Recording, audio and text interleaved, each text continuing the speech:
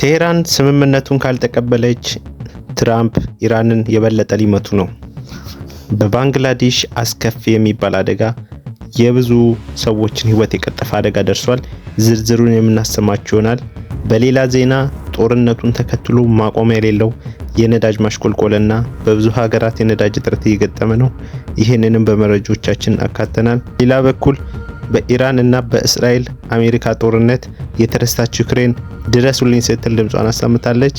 የእነዚህንም ዝርዝር መረጃዎች ከኛ ጋር አብረው ይቆዩ የምናሰማችሁ ይሆናል።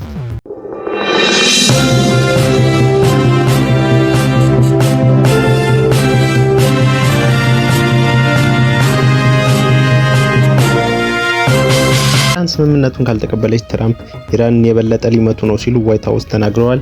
ቴህራን በወታደራዊ መንገድ ተሸንፋለች ሲሉ ፕሬዝዳንት ዶናልድ ትራምፕ ኢራንን የበለጠ ሊመቱ ነው ሲሉ የዋይት ሀውስ የፕሬስ ጸሐፊ ካሮሊን ሊቪት ተናግረዋል።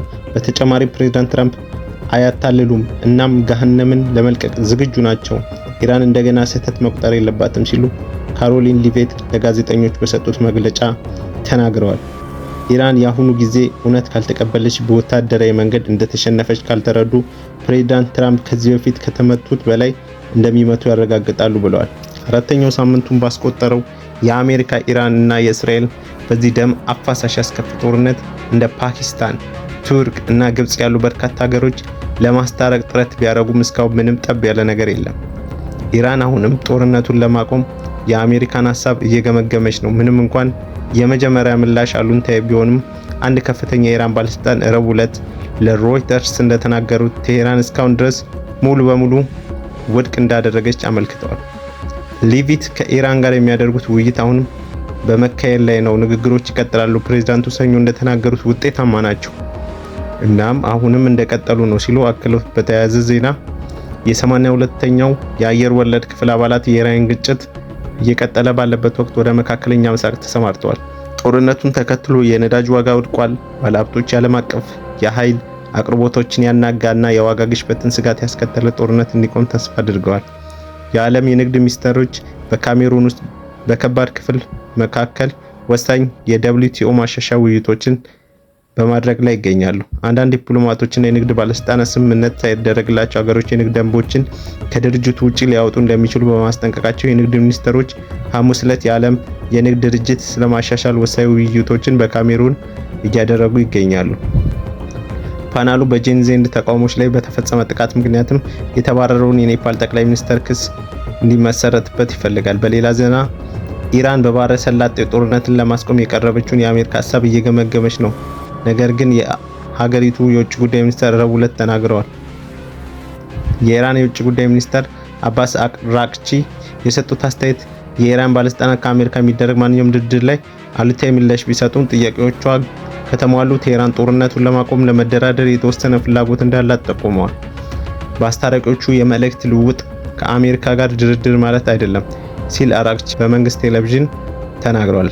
ለከፍተኛ ባለስልጣናት በተላኩ መልእክቶች ውስጥ ሀሳቦችን ያስቀምጣሉ፣ አስፈላጊ ከሆነም አንድ አቋም ይፋ ይደረጋል ሲል አራግቺ ተናግሯል። በተጨማሪም ኢራን ለአስታራቂዎቹ ሊባኖስ ከአሜሪካና ከእስራኤል ጋር በሚደረግ ማንኛውም የተኩስ አቁም ስምምነት ውስጥ መካተት እንዳለባት ነግረዋቸዋል ሲሉ ምንጮች ተናግረዋል። የአሜሪካ ፕሬዝዳንት ዶናልድ ትራምፕ ረቡዕ ምሽት በዋሽንግተን በተካሄደ ዝግጅት ላይ እንደተናገሩት የኢራን መሪዎች በተነገራችን ላይ እየተደራደሩ ነው እና በጣም ስምምነት ማድረግ ይፈልጋሉ፣ ነገር ግን ለመናገር ይፈራሉ፣ ምክንያቱም በራሳቸው ሰዎች ይገደላሉ፣ በእኛም ይገደላሉ ብለው ይፈራሉ።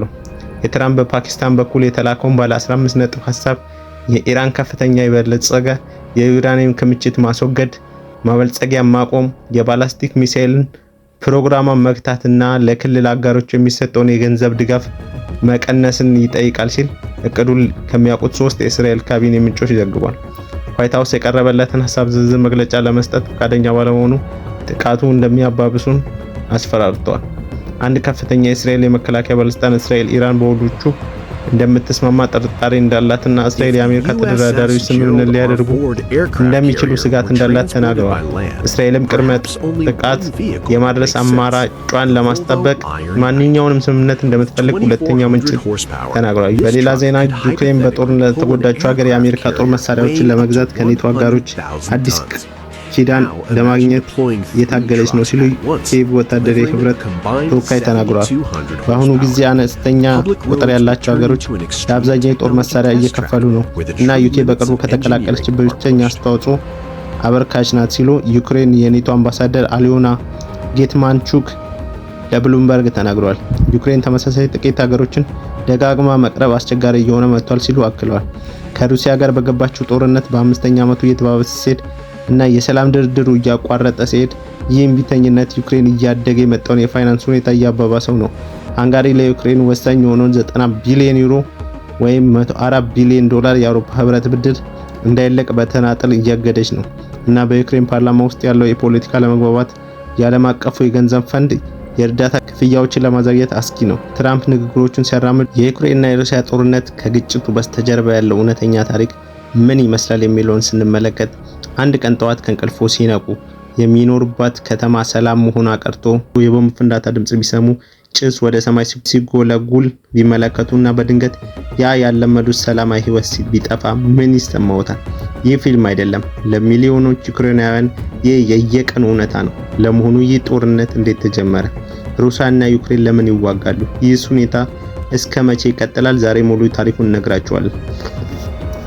ይህ ጦርነት ለመረዳት ወደ ኋላ መመለስ አለብን። ዩክሬንና ሩሲያ በአንድ ወቅት ሶቪየት ህብረት የምትባል አንዲት ሀያል ሀገር አካል ነበሩ። ለብዙ ዓመታት በፖለቲካ፣ በባህል፣ በኢኮኖሚ የተሳሰሩ ነበሩ። ነገር ግን በ1991 ሁሉም ነገር ተቀየረ። ሶቪየት ህብረት ፈረሰች። ዩክሬንም የራሷን እድል በራሷ የምትወስን ነፃ ሀገር ሆነች።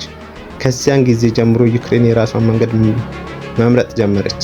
አንዳንድ ዩክሬናውያን ወደ አውሮፓ መቅረብ ሲፈልጉ፣ ሌሎች ደግሞ ከሩሲያ ጋር ያላቸውን ጥብቅ ግንኙነት እንዲቀጥል ፈለጉ። ቀስ በቀስም ውጥረቱ እያደገ መጣ።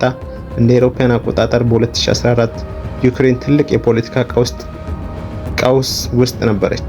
ህዝቡ ፕሬዝዳንቱ ለሩሲያ በጣም የቀረቡ ናቸው በሚል ተቃውሞ አደረገ። ከወራት ተቃውሞ በኋላ ፕሬዝዳንቱ ከስልጣን ተወገዱ። ሩሲያም ወዲያውኑ ምላሽ ሰጠች። ክሬሚያ የተባለችውን ግዛት በቁጥጥሯ ስር አዋለች። በተመሳሳይ ጊዜ በምስራቅ ዩክሬን ዶንባስ በሚባል አካባቢ ውጊያ ተጀመረ። በሩሲያ የሚደገፈው አማጽያን ከዩክሬን ጦር ጋር መዋጋት ጀመሩ። ይህ የግጭቱ መጀመሪያ ነበር፣ ግን የባሰው ገና ይመጣ ነበር። የካቲት 24 ቀን 2022 ዓለም ተለወጠ። ሩሲያ በዩክሬን ላይ መጠነ ሰፊ ወረራ በይፋ ጀመረች። ሚሳኤሎች ዋና ዋና ከተሞችን መቱ። የሩሲያ ወታደሮች በሁሉም አቅጣጫዎች ወደ ዩክሬን ገቡ። ህዝቡ ለነፍሱ መሰደድ ጀመረ። ብዙዎች ዩክሬን በሳምንታት ውስጥ ትወድቃለች ብለው ገምተው ነበር፣ ግን ያልተጠበቀ ነገር ተከሰተ። ዩክሬን በጽኑ መከተች። ፕሬዝዳንቱ ሀገሪቱን ጥለው ከመውጣት ይልቅ ከህዝባቸው ጋር ለመቆየት መረጡ። ያ ቅጽበት በሚሊዮኖች የሚቆጠሩ ሰዎችን አነሳሳ። ሩሲያ ለምን ወረረች የሚለውን ደግሞ ስንመለከት ከዚህ ጦርነት በስተጀርባ በርካታ ምክንያቶች አሉኝ ስትል ትናገራለች። አንደኛው ኔቶ ሲሆን ኔቶ የምዕራባውያን ሀገራት ወታደራዊ ጥምረት ነው። ሩሲያ የዩክሬን የዚህ ጥምረት አባል እንድትሆን አትፈልግም። ይህንን እንደ ስጋት ትመለከተዋለች። ዩክሬን ለንግድ እና ለፖለቲካ በጣም አስፈላጊ ሀገር ነች። ዩክሬን ማጣት ማለት በዛ ቀጠና ያለውን ተጽዕኖ ማጣት ነው ብላ ሩሲያ ጽኖ ታምንበታለች። ሩሲያ ዩክሬንን ከታሪክና ከባህል ጋር የተቆራኘች ነች ብላ ስለምታምን፣ ዩክሬን ግን ነፃነቷ ተከብሮ የራሷን የወደፊት መንገድ መምረጥ ትፈልጋለች። እነዚህ ልዩነቶች ለዚህ አደገኛ ግጭት መንስኤ ሆኑ። ይህ ጦርነት በሁለቱ ሀገራት መካከል ብቻ ያለ አይደለም። አሜሪካና አውሮፓ ሀገራት ለዩክሬን ድጋፍ እያደረጉ ነው።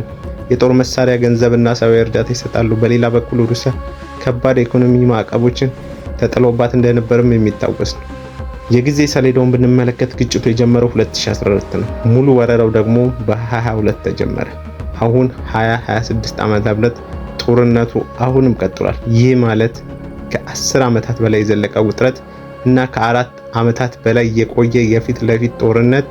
ይህ አጭር ግጭት አይደለም፣ ረጅም እና ህመም የበዛበት ትግል ነው። ምን ያህል ሰብአዊ ዋጋ የተከፈለበት፣ ከእያንዳንዱ ቁጥር በስተጀርባ የሰው ልጅ ታሪክ አለ። ሚሊዮኖች ቤታቸውን አጥተዋል፣ ቤተሰቦች ተበታትነዋል፣ ከተሞች ወድመዋል፣ ህፃናት በሳቅ ፋንታ የቦምብን ድምፅ እየሰሙ አድዋል። ጦርነት ስለ መሬት ብቻ አይደለም፣ ጦርነት ስለ ሰዎችና ስለ ህይወታቸው ነው። ዛሬም ጦርነቱ ቀጥሏል። እስካሁን የመጨረሻው የሰላም ስምምነት አልተደረሰም። መቼ እንደሚቆም በትክክል የሚያውቅ የለም። ግን አንድ ነገር ግልጽ ነው፣ ይህ ጦርነት የአውሮፓና የዓለምን የወደፊት ዕጣ ፈንታም ይወስናል። እኛ ከሩቅ ሆነን ስንመለከት በየቀኑ ያን መከራ ውስጥ የሚያልፉ ሰዎች ማሰብ አለብን። ምክንያቱም ለነሱ ይህ ታሪክ አይደለም፣ ለነሱ ይህ ህይወታቸው ነው። በሌላ ዜና በማዕከላዊ ባንግላዴሽ አንድ አውቶቡስ ወደ ፓድማ ወንዝ ከወደቀ በኋላ ቢያንስ 24 ሰዎች ሞተዋል። ባለስልጣናቱ ሐሙስ ዕለት 40 ተሳፋሪዎችን የያዘው አውቶቡስ ረቡዕ ዕለት ከዳካ 100 ኪሎ ሜትር ወይም 62 ማይል ርቀት ላይ በምትገኘው ራጅባሪ አውራጃ ዳውላትዲያ ወደሚገኝ ጀልባ ሲቃረም መቆጣጠሪያውን አጣ። ባለስልጣናት ሐሙስ ዕለት ተናግረዋል። አዳኞች ከውስጥ 22 አስክሬኖችን አግኝተዋል። 5 ልጆች፣ 11 ሴቶችና 6 ወንዶች ጨምሮ የእሳት አደጋ መከላከያ ባለስልጣን ታልቢን ቃሲም ተናግረዋል። 2 ተጨማሪ ሴቶች ከተረፉ በኋላ ወዲያው ሞተዋል ብለዋል። የተገለበጠው አውቶቡስ ወደ 9 ሜትር ወይም 30 ጫማ ወደ ወንዙ ውስጥ ሰጥሟል ሲሉ የአደጋ ጊዜ ሰራተኞች ተናግረዋል። አውቶቡሱ ጀልባ ለመሳፈር እየጠበቀ ሳለ ወንዙ ውስጥ ወደቀ ሲሉ አደጋውን የተመለከቱ የ35 ዓመቱ ኑር ጃሃን ቤጉም ለኤፍፒ የዜና ወኪል ተናግረዋል። አንዳንድ ተሳፋሪዎች ከአውቶቡስ ወርዶ ነበር። የቤተሰባቸው አባላት በውስጣቸው ተይዘው ሞተዋል። በመስመር ላይ ተጋራ እና በአልጀዚራ ቀረጻ በአውቶቡሱ ከዳር ወድቆ ወደ ወንዝ ሲገባ ያሳያል። ቪዲዮአችን ከተመቻችሁ ላይክ፣ ሼር፣ ሰብስክራይብ ማድረጉን አይርሱ።